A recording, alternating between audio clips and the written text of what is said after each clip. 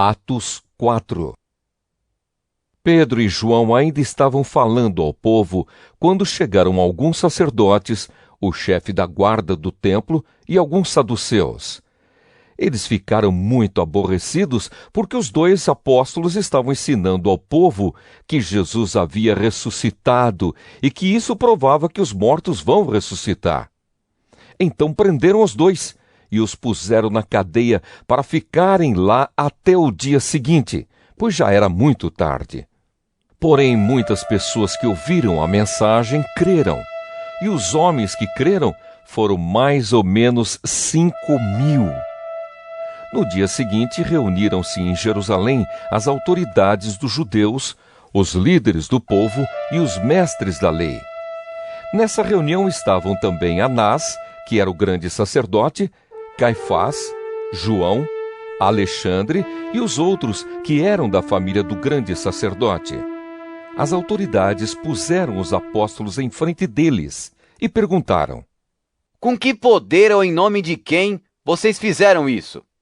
Então Pedro, cheio do Espírito Santo, respondeu: Autoridades e líderes do povo, os senhores estão nos perguntando hoje sobre o bem que foi feito a este homem e como ele foi curado.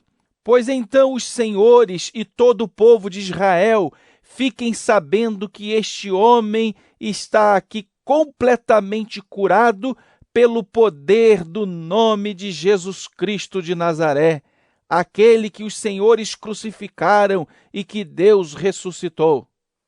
Jesus é aquele de quem as Escrituras Sagradas dizem: a pedra que vocês, os construtores, rejeitaram, veio a ser a mais importante de todas.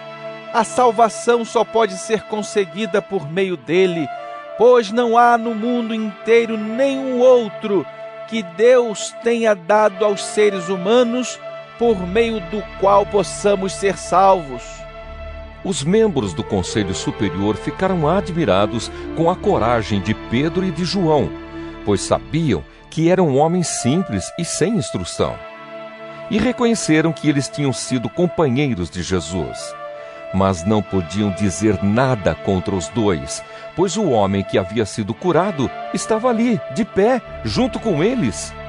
Em seguida, mandaram que Pedro e João saíssem da sala do conselho e começaram a discutir o assunto. Eles diziam: O que vamos fazer com estes homens? Pois todos os moradores de Jerusalém sabem que eles fizeram um grande milagre, e nós não podemos negar isso. Mas, para não deixar que a notícia se espalhe ainda mais entre o povo, vamos ameaçá-los, a fim de que nunca mais falem com ninguém a respeito de Jesus. Então os chamaram e ordenaram duramente que não falassem nem ensinassem nada a respeito de Jesus.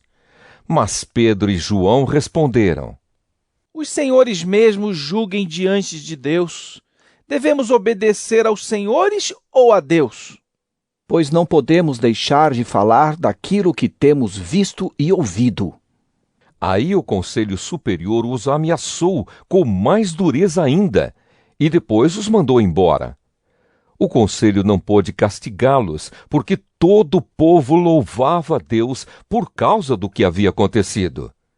O homem que foi curado por esse milagre tinha mais de 40 anos. Quando Pedro e João foram soltos, voltaram para o seu grupo e contaram tudo o que os chefes dos sacerdotes e os líderes do povo haviam dito. Assim que eles ouviram isso, adoraram todos juntos a Deus, dizendo: Senhor, Tu és o Criador do céu, da terra, do mar e de tudo o que existe neles. Tu falaste por meio do Espírito Santo e do nosso antepassado Davi, teu servo, quando ele disse: Por que as nações pagãs ficaram furiosas? Por que os povos fizeram planos tão tolos? Os seus reis se prepararam e os seus governantes se ajuntaram contra o Senhor Deus e contra o Messias, que ele escolheu. De fato, Herodes e Pôncio Pilatos se juntaram aqui nesta cidade, com os não-judeus e com o povo de Israel, contra Jesus, o teu dedicado servo que escolheste para ser o Messias. eles se reuniram para fazer tudo o que, pelo teu poder e pela tua vontade, já havias resolvido que ia acontecer. Agora, Senhor, olha para a ameaça deles. Dá aos teus servos confiança para anunciarem corajosamente a tua palavra.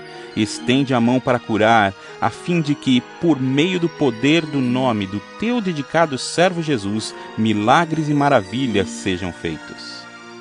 Quando terminaram de fazer essa oração, o lugar onde estavam reunidos tremeu. Então todos ficaram cheios do Espírito Santo e começaram a anunciar corajosamente a palavra de Deus. Todos os que creram pensavam e sentiam do mesmo modo. Ninguém dizia que as coisas que possuía eram somente suas, mas todos repartiam uns com os outros tudo o que tinham.